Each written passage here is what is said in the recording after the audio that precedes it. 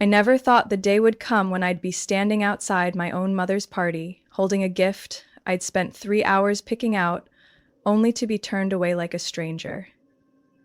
But that's exactly what happened that Saturday night. Right outside the grand entrance of Lakeview Pavilion, a banquet hall tucked in the suburbs of Albany, New York, where my mother's 60th birthday party was being held. Part of me still couldn't understand how things fell apart this badly, but another part saw it coming. Slowly, piece by piece. My name is Chloe Bennett. I'm 36 years old. If you saw me in a cream blazer at a strategy meeting in Manhattan, you might assume I'm someone who always has things under control. But here, standing in front of glass doors echoing with laughter, I was just a daughter uninvited, trying to understand why the woman who once called me her little light had gone so quiet. Before everything unraveled, my mother and I used to be close. Not the tell each other everything kind of close, but she was always the first person I wanted to call when the world felt too cold. I remember when I was 8 and didn't get invited to Abby Miller's birthday party. She was the most popular girl in class. I cried the whole afternoon, face buried in a pillow, like my whole world had crumbled. My dad just said, "You don't have to go to every party," then went back to his newspaper. But my mom, she pulled out colored paper, scissors, glue, and a bag of marshmallows to throw a Chloe-only birthday party. We wore paper hats and ate chocolate cake from the corner store. No sparkle, no camera flashes, but to me, it was unforgettable. Then things shifted. When I chose to leave the city to study systems design at the University of Michigan, over 500 miles away, something quiet slipped out of our relationship. I didn't understand it back then. I still called every week, still mailed postcards and gifts for holidays, but the calls got shorter. Birthday wishes shrank from 10-minute chats to a simple message. "Happy birthday, sweetie." My sister, Melissa, a high school math teacher in Albany, still lived nearby and naturally became the closer child. My younger brother, Noah, who'd been suspended 3 times during senior year, was coddled like the family treasure. And me? I became the busy one in the city, but I didn't think they'd go this far. I found out I'd been excluded from my mom's birthday in the most bitter way, by accident. It was a late Wednesday night. I was still in the office working on a report for a client in Zurich. During a break, I opened Facebook, scrolling just to clear my head. Then I saw it. Melissa's post. "Happy 60th to our beloved mom, Patricia Bennett. A night to remember with our favorite people. Family first." I clicked on the event banner, a dazzling photo. My mom in a sapphire blue dress she only wore on very special occasions, surrounded by relatives, friends, even Mr. and Mrs. Smith, our old neighbors from when I was in middle school. But I wasn't there. There were over 70 names on the guest list. I checked 3 times. No Chloe Bennett, no tag, no text. The feeling in my chest was like being crushed from the inside. I just sat there, frozen in the glow of the screen. While my mother laughed under the chandeliers, I sat alone beneath fluorescent lights in a third-floor conference room, surrounded by stacks of files and the distant whir of a copy machine. At that moment, the only thing I could think was, why didn't anyone tell me? I wasn't missing. I still called. I still sent Christmas gifts. I still asked how Mom was doing every month. So why this? I called her that same night, 8 rings before she answered. Her voice was sleepy, but not surprised. "Chloe, is something wrong, sweetheart?" I gripped the phone tighter, trying to keep my tone steady. "I just saw the birthday post on Facebook. I didn't get an invitation. Did everyone forget to send me one?" There was a pause, then her voice came slow and careful. "Oh, I thought you were busy. Melissa said you were tied up with some big project in Europe, so I figured you wouldn't be able to come." I swallowed hard. "You could have asked." "But you didn't." She went quiet again, then softer this time. "Truthfully, it felt a little empty not having you there, but you know me. I don't like to bother anyone. Melissa said I should let you be, that you're living your dream life now." I gave a dry laugh. It wasn't joyful. I don't know what hurt more, that I was left out or that my mother believed I wanted to be. That night, I booked a flight to Albany, business class, departing Friday afternoon, not for luxury, but because if I had to return to the place that once felt like home, I would at least walk in standing tall. I still remember every photo lining the hallway on the second floor of our house in Albany. Melissa's master's graduation portrait, Noah kicking the winning goal, our family trip to Finger Lakes, all perfectly framed, warm-toned, lined up in dark walnut frames with gold trim. My picture? Just one. Me at 14 in a school play uniform, standing off-center, forehead blown out by flash. Mom said it was a rust shot, but it stayed there for nearly 2 decades, like a silent symbol of the role I played, always present, never central. Melissa was the golden child, award-winning teacher, praised by parents and school boards alike. Every holiday, stacks of greeting cards poured in, proudly arranged by my dad. Noah, though reckless, was adored to no end. He dropped out of college in his second year, bounced between delivery gigs and helping at a car wash, but all it took was one call saying, "I need help," and Mom would wire money. No questions asked. Me? I earned a systems engineering degree from the University of Michigan, followed by an MBA while working full-time. 12 years later, I now lead the strategy division of a major tech firm, managing multi-million-dollar budgets and reporting directly to the executive VP. To my dad, I still just mess with computers all day. I once mailed a voice-activated smart speaker home to help them control lights more easily. My dad glanced at it and shrugged. These things only make people lazier. No thank you. No questions about how it worked. Every conversation faded into the same kind of silence. "Melissa's teaching AP students now," he'd beam during dinner. "Noah's thinking of opening a coffee shop with a friend. They're real go-getters." I'd smile politely, adding more salad to my plate. No one asked what I was working on. No mention of the $58 million merger I'd just closed with a San Jose startup. I used to think if I just tried a little harder, they'd notice. But every visit pulled me back into that same shadow, overshadowed by the model sister and the lovable brother. My mom was the exception, or at least she used to be. Back in middle school, I won third place in the district science fair for an AI project, predicting weather patterns. While everyone crowded around Melissa for making the honor roll, Mom quietly framed my certificate and hung it in her bedroom, between Bible pages and prescription bottles. It felt like her quiet way of saying, "I see you." But over time, the gap widened, maybe from distance, maybe from something deeper. When I called for her birthday, she'd smile, but the warmth was shorter. Sometimes mid-sentence, she'd say, "Melissa just got here, I'll call you back." And the call would end, never resumed. I was beginning to feel like a guest in my own home. 3 months ago, I sent an article I wrote that got published in Forbes about market expansion strategy in the Asia-Pacific region. I emailed the link to my family with a soft note, just a little something from my work. No one replied.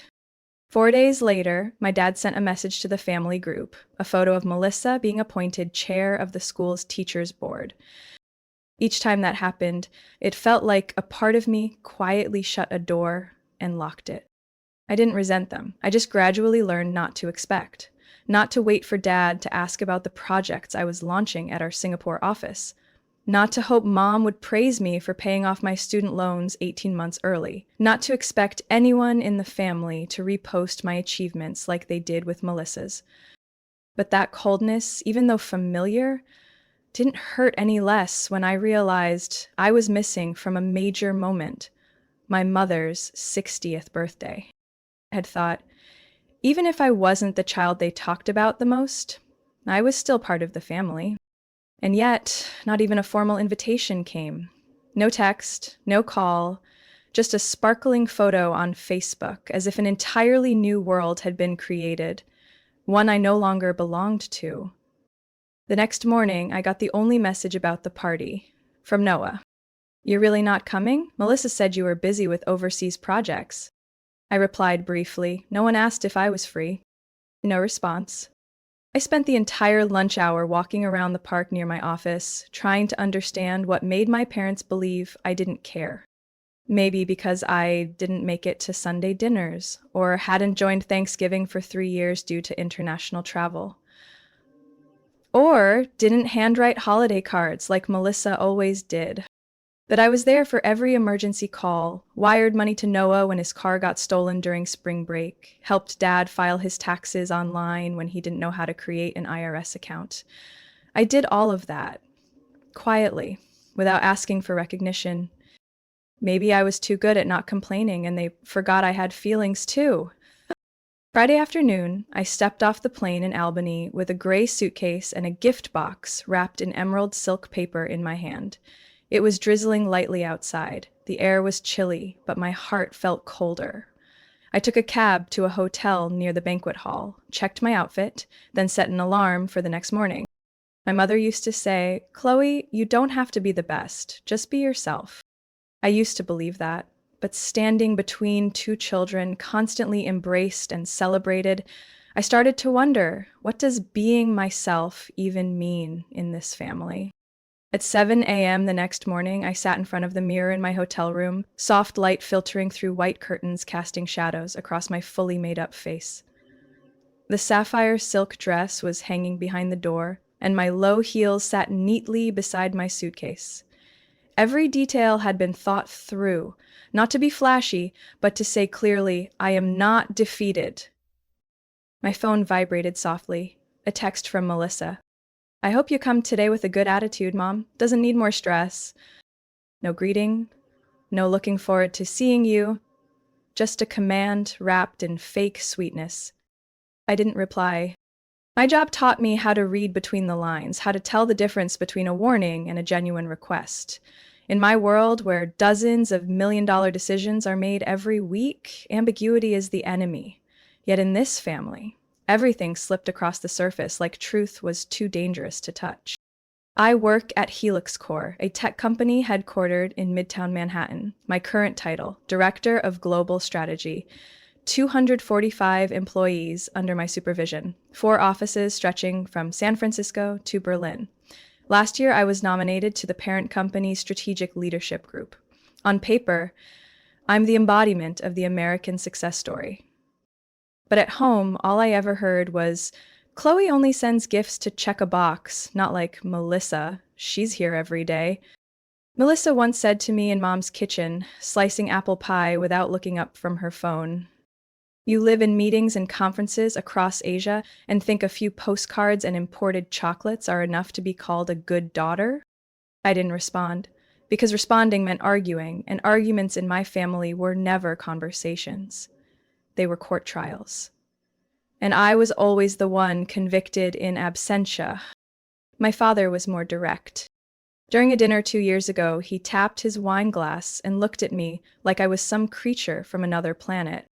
"You really should think about leaving that weird company, always glued to a screen. Women don't need to climb so high if no one's waiting at the bottom." I just silently cut into my steak, feeling completely hollow inside. When I secured a partnership deal with a Japanese conglomerate, I sent a handwritten letter home with a copy of the Wall Street Journal article that mentioned my name. Mom called and said, "Congratulations, Chloe, but are you sure it's smart to throw yourself into work like this? Women need balance, honey. Balance. A word that sounds harmless, but in that context, it was a blade." They didn't ask how I felt. No one asked what drove me at work or whether I was happy. To them, I was someone running from Albany, from tradition, from family. The night before my mother's birthday, I sat at the hotel bar, alone, with a neat gin in front of me. Not drunk, just needing something to slow the thoughts down. The bartender asked if I wanted to change the TV channel from financial news. I smiled and shook my head. At least numbers don't judge. Around 9 p.m., my phone rang. It was Mom. "Chloe?" Her voice was soft but tired. "You're really coming to the party?" "Yes, I booked the ticket earlier this week." "I didn't know. You live far and you're busy." I cut in, gently but firmly. "I arranged my schedule. For you." Someone in the background called out, "Patricia, we need your signature here," followed by the sound of a door closing. She lowered her voice. "Melissa said you had a meeting with the Singapore partners?"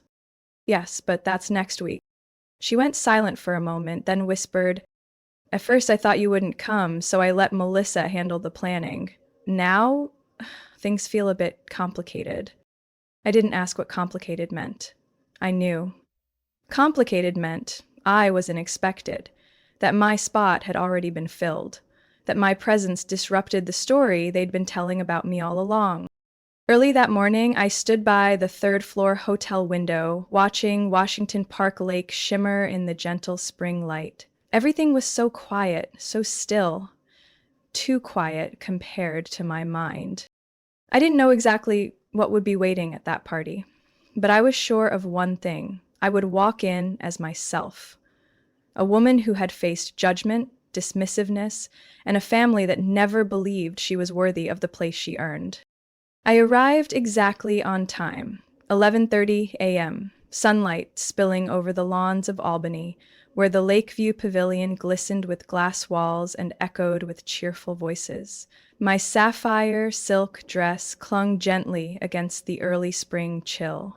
I walked across the parking lot, gift in hand, heart stretched tight like a wire. I didn't see my mother. Only Melissa stood at the main entrance, her hand lightly resting on my father's shoulder. Beside them was Josh, her husband, always smiling at the right time, nodding just right, like every move was pre-programmed for family gatherings. I paused a few steps away, took a breath. Dad turned and saw me, and his expression dropped instantly. "Chloe?" I walked closer, keeping my voice calm. "I'm here to wish Mom a happy birthday." He looked down at the clipboard in his hand like my name had never existed. "You're not on the guest list." Melissa turned, tilting her head with a smile as sharp as a razor. "I thought you texted saying you couldn't make it because of Singapore." I didn't respond. My eyes scanned the passing guests, searching for a familiar figure. No sign of Mom. "I talked to her," I said, each word firm. "She said she'd be happy if I came." Dad tightened his grip on the clipboard. "Your mother doesn't need any trouble today." "I'm not here to cause trouble, just to say happy birthday." Melissa crossed her arms, her glossy red nails resting neatly on her beige sleeve. "Ever what you said at Thanksgiving last year? It took months for things to settle down." I remembered that day clearly, when Melissa called me a corporate mirage in a blazer, and I replied with just one sentence, "Funny how you play the righteous daughter while living entirely on Mom's money." Maybe I was harsh, but it had been a long night, too much wine and too much buildup. Still, Mom's reaction afterwards stunned me. She cut our calls short, replied to texts with a single K or a blank emoji. I thought she was mad. Now I understood it wasn't just anger. She'd been convinced I was wrong. After that Thanksgiving, I started hearing strange things from Noah. "Melissa said you refused to come home for Christmas because you were in the Maldives with your new boyfriend? You didn't talk to me on New Year's because you were busy chasing deals?" I had no Maldivian boyfriend. I didn't go anywhere on New Year's Eve except to reheat frozen dumplings in my Manhattan apartment. Those words didn't appear from nowhere. Someone had planted them. Melissa was the only one who controlled almost all communication between Mom and the rest of the family. I used to think that was just her dutiful eldest role, until Aunt Sarah, Mom's sister, called me one Monday morning. "Chloe, did you come home to take care of your mom last week?" "No, ma'am, I wasn't even told she needed anything." "But Melissa said you refused to fly in to help because you don't make time for anyone but yourself?" I froze. Through that call, I reached out to Mom's longtime family doctor, Dr. Kane, who had treated her for over 20 years, confirmed what made my stomach drop. "Your mother shows early signs of mild cognitive decline. Not dangerous yet, but without proper support, it could lead to depression. Melissa suggested keeping her calm and limiting contact." I had never been told. No one mentioned that diagnosis to me. Melissa had taken it upon herself to curate what to share. I asked, "Does she have any legal authority to restrict family access?" "No," Dr. Kane said. "But she always comes to appointments with your mother. Everything's just been assumed. Melissa acts like the primary contact." Weeks later, I found out Melissa had enrolled Mom in a mental health support group she didn't even know she was in. I only discovered it because of a forwarded email to my mother's account, an address that wasn't in her phone but was in Melissa's controlled contacts. That's when it clicked. Melissa wasn't just protecting Mom. She was controlling her, controlling truth, controlling memory, controlling my place in Mom's mind. I called Mom the same day I found out. After several rings, she picked up. Chloe? Her voice was so light a breeze could have carried it away.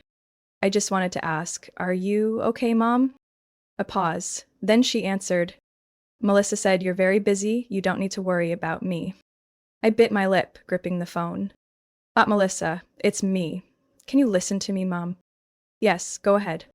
I miss you. For the first time in a long while, I heard a breath catch on the other end.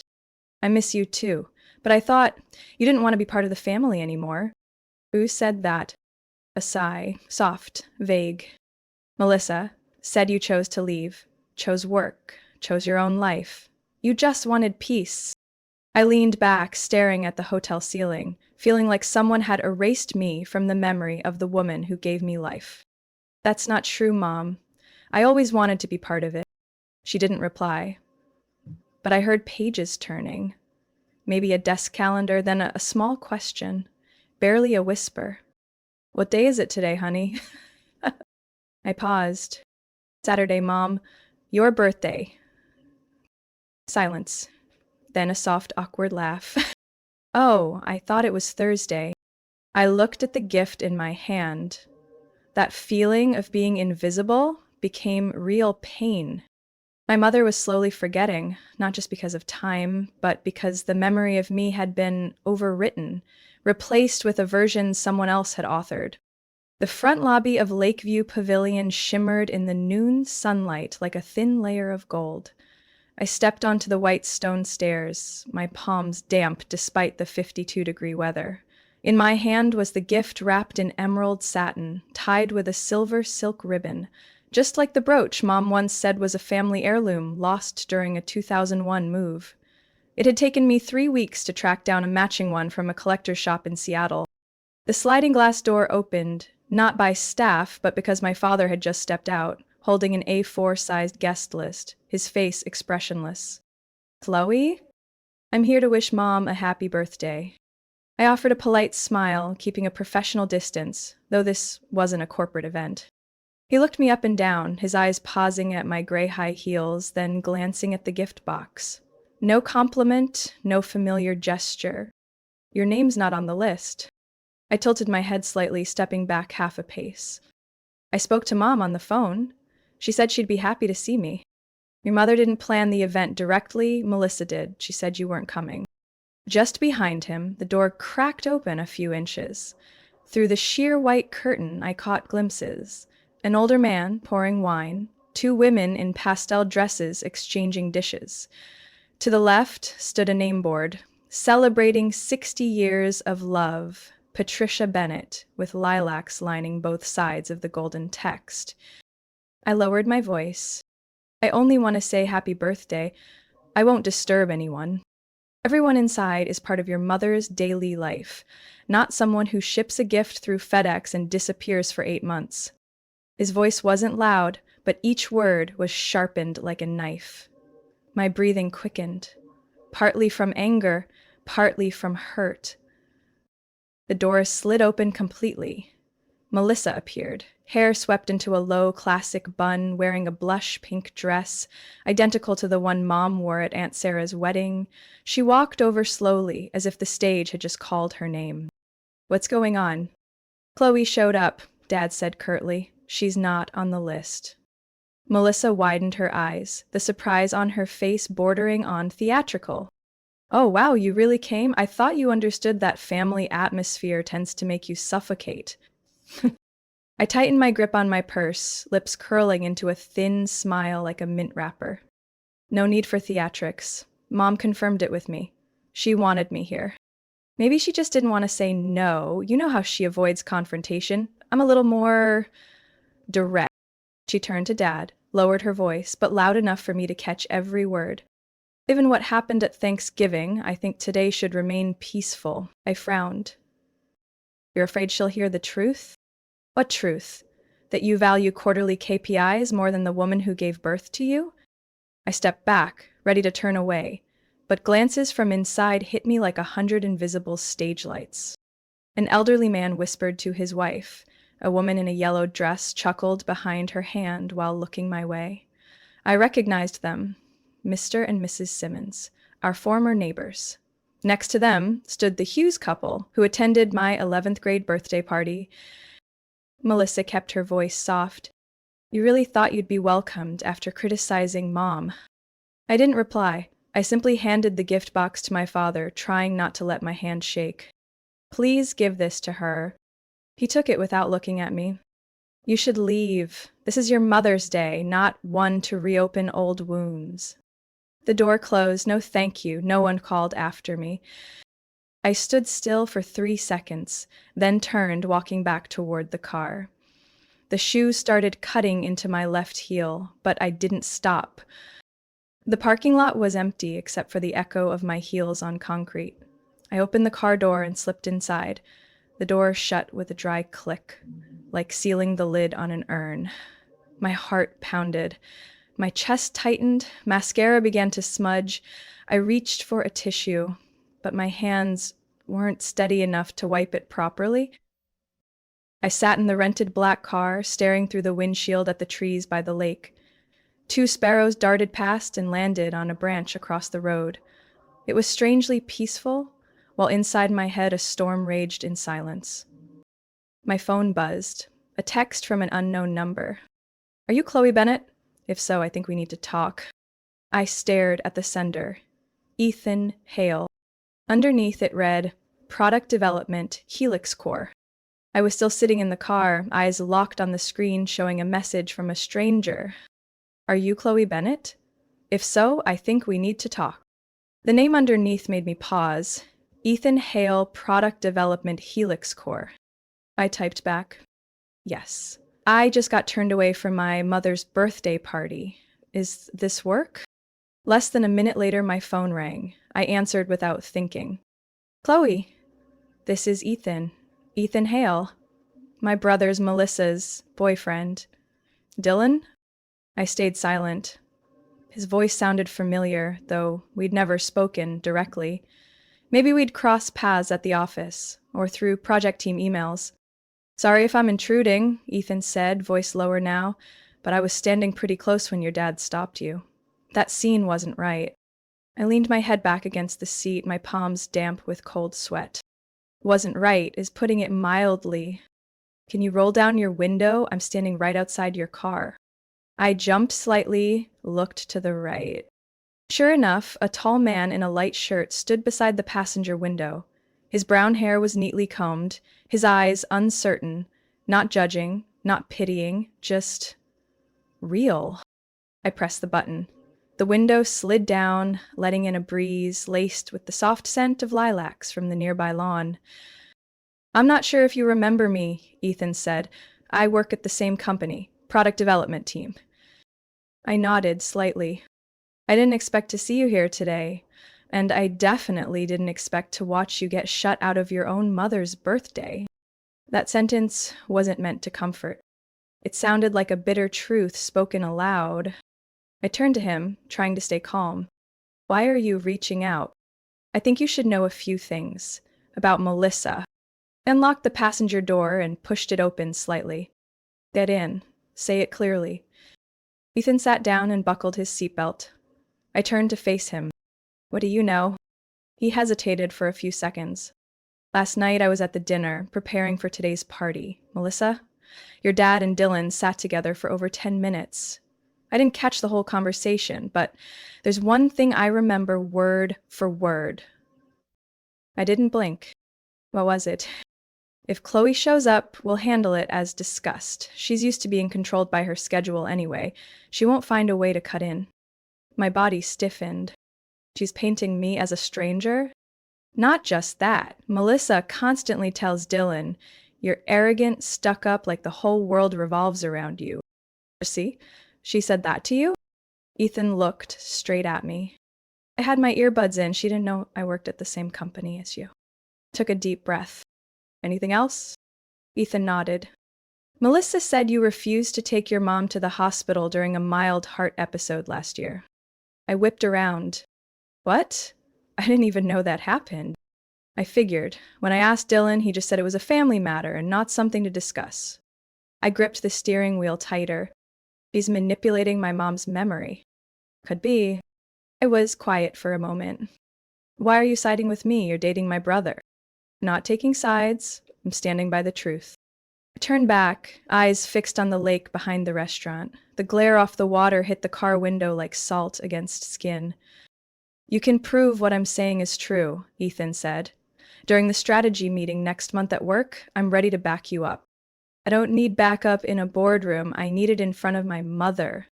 What do you want to do? I didn't answer right away. In my mind, I pictured Mom in her lavender dress, sitting in that room across the wall, completely unaware her daughter was sitting under the midday sun in the parking lot, being treated like a stranger. I opened my phone. I found the screenshot of the message confirming from mom date and time-stamped. Then the photo I sent her of the gift I'd prepared. No reply to either. I scrolled down to the screenshot of the missed call from 3 days ago. I tilted my head toward Ethan. Are you willing to go in there with me? He nodded without hesitation. I started the car. The scent of gasoline mixed with the pounding of my heart. This time, I wasn't going back with a gift. I was going back with evidence. And a witness. Today's party wouldn't just be a place for scripted speeches and rehearsed laughter. It would be the place where the truth stepped past the threshold they once blocked me from crossing. Ethan and I entered through the side door, through the employee corridor. No name tags, no greeters, no spotlight like the main hall. Just a narrow hallway, fresh paint smell, and some muffled kitchen chatter.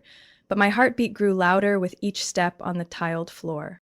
The last door opened into the space behind the stage where my father was giving a speech, holding a wine glass in the middle of a crowd dressed in shimmer and pastel. A truly special day honoring the woman who kept the flame alive in our family for 60 years. I waited for him to finish, then stepped forward. My heels clacked clearly against the wooden floor. Heads turned. As soon as people saw me, whispers erupted like wind crashing against glass. My father paused, his wine glass lowered. Melissa jumped up from the table, eyes wide, lips tightened. I stood tall, voice steady enough to fill the room. Sorry to interrupt, but I believe Mom deserves to hear something that wasn't in the speech notes. The hall fell silent. Silverware clinked to a stop on porcelain plates.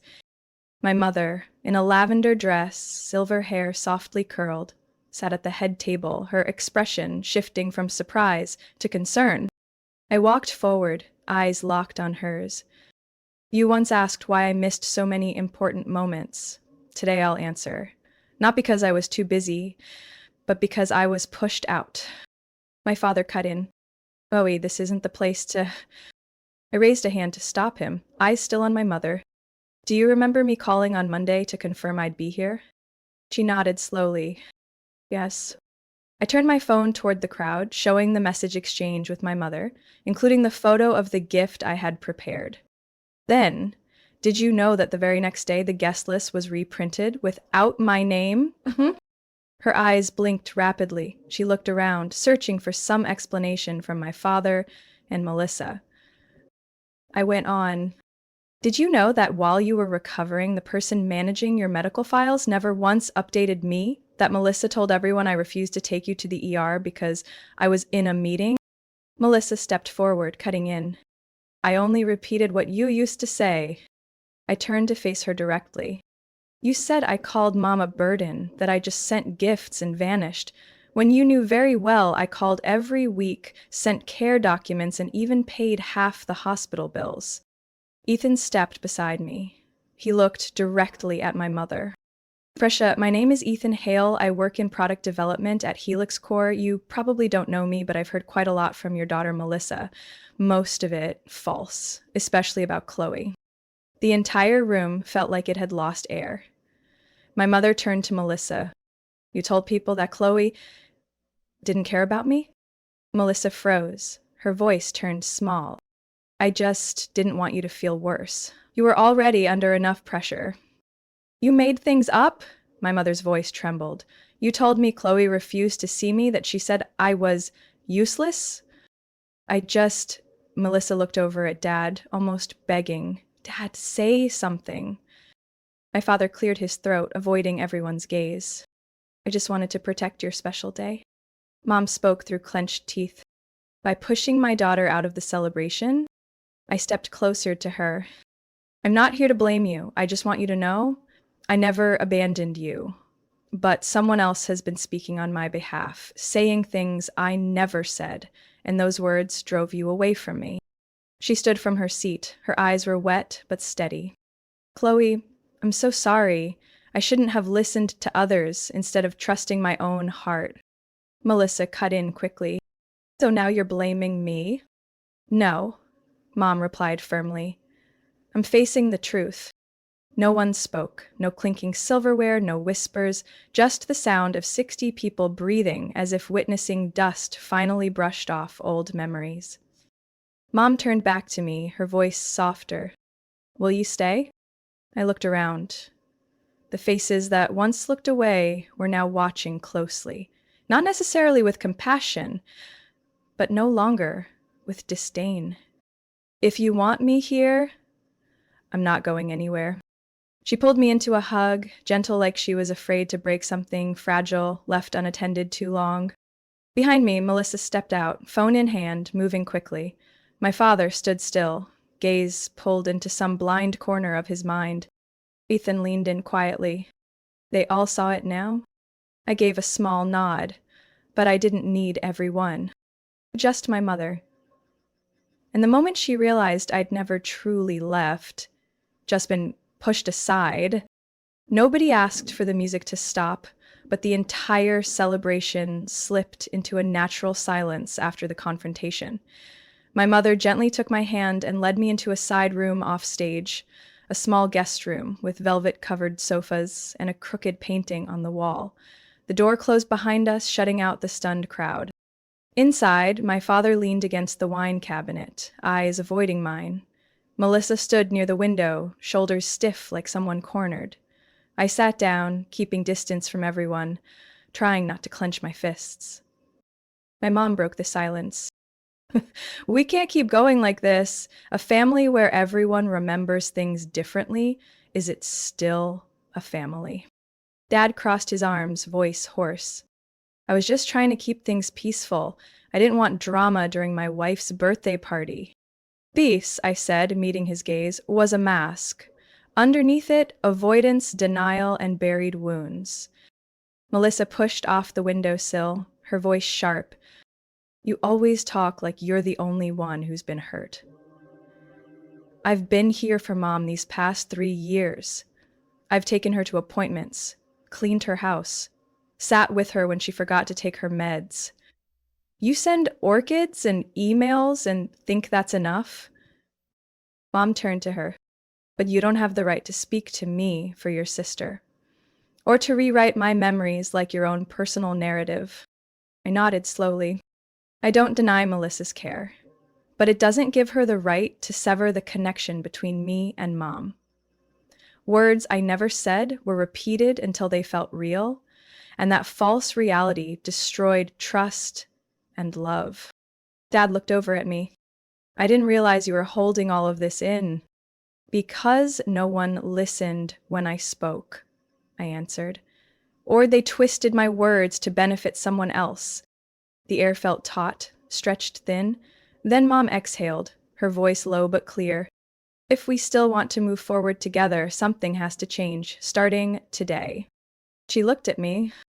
Chloe, I can't promise to undo everything, but I want to understand you through your own voice, not anyone else's.